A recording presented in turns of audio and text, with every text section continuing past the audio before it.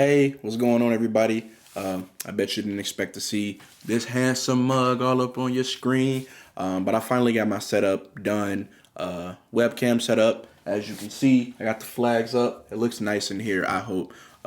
Leave a comment on how you think it looks in here. I think it looks pretty damn good. But you clicked on the video because you wanted to see my thoughts on why we should add, or why WWE should add, a women's Intercontinental Championship. I'll just refer to it as the Midcard Championship, throughout this video. But yeah, you guys wanted to see my opinion on that. So without further ado, let's get into this video. Here are a few reasons why I thought that a women's Midcard title would be a great addition into WWE. For starters, there is a supreme amount of talent in the women's division, specifically the main roster I'm talking about, because this would be added to the main roster. But you got names like Io Sky, who would be great to be a title holder. Unfortunately, not a world title holder just yet. She is, in my opinion, also on her way, to being one of those, a women's world title holder. But it would not only give extra meaning to more storylines between women's wrestlers, because I feel as though without championships, the women's division in WWE as of recent has been booked very, very, let's say, inconsistently. I won't say terribly, but it's been very inconsistent. Been a few times that I've just been like, yo, what are we doing here? But yeah, with a new championship, hopefully that won't happen as much. It shouldn't be happening at all, but hopefully it won't happen as much if we add some new gold into the mix. What it could also do is elevate new talent. So a name that comes to mind when I think of talent that could be elevated with a championship, but maybe isn't. You don't want to see them with a world title on them yet. Zoe Stark, the entire feud that she's now become a part of with Trish Stratus and Becky Lynch. That would be interesting to see her with a women's mid-card title around her waist, because it's just more gold, more stakes. It's another championship match on pay-per-views. That's always a good thing in my opinion.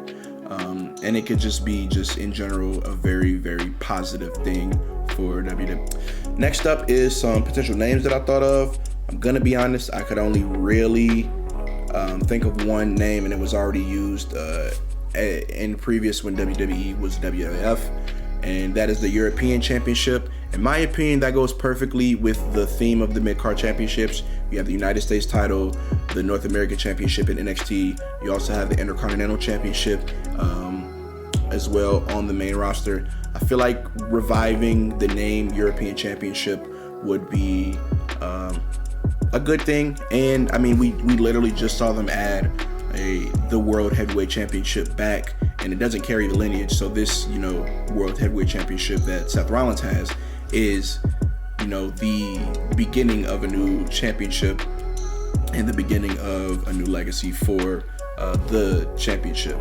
So yeah, I don't really have any other names besides the European Championship. Like, do you want to call it the Oceania Championship because that's a region? Australian Championship? Nah, that doesn't sound too good. I'm trying to think of names on the spot, but European Championship was the only one that came to mind. And I didn't want to name it I wouldn't want the WWE to name it like the Women's Intercontinental Championship, because that's lame, to be honest. Super lame. And they can do better than that for a mid-card championship. It shouldn't be that hard to come up with a name. I can't, but then again, I also don't get paid to. So, last up, what I wanted to bring up in this video was some potential winners who would be the inaugural women's mid-card champion. I mentioned previous, Zoe Stark would be an interesting name. Someone that they just brought up from NXT could be used to elevate her. Some other name, Io Sky is another name that I would like to see, be the inaugural winner for a women's mid-card championship. Dakota Kai as well, although she recently tore her ACL. So definitely speedy recovery for you, Dakota. Some other names that I thought of, Michin would be a pretty good women's mid-card champion. Natalya could be someone who puts prestige on the title. You know, WWE likes to, you know, use her as a tenured veteran, so that could be something that they might potentially want to do, although maybe not for the inaugural winner.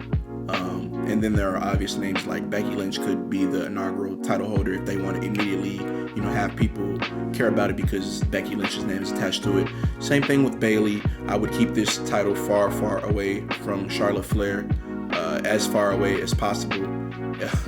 So, yeah, those are just some people that I thought could potentially be the winners of, you know, the inaugural title holders, excuse me. And with that, that is this video. Kept it nice and short.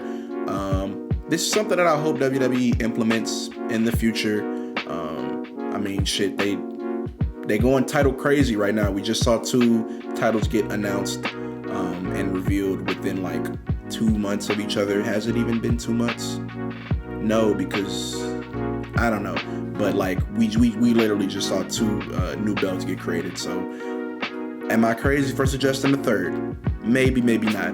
But if you guys enjoyed this video, please leave a like, leave a comment on how you think the setup looks, leave a comment on who you would want to be the inaugural winner, and I'll see you guys next time. Thank you.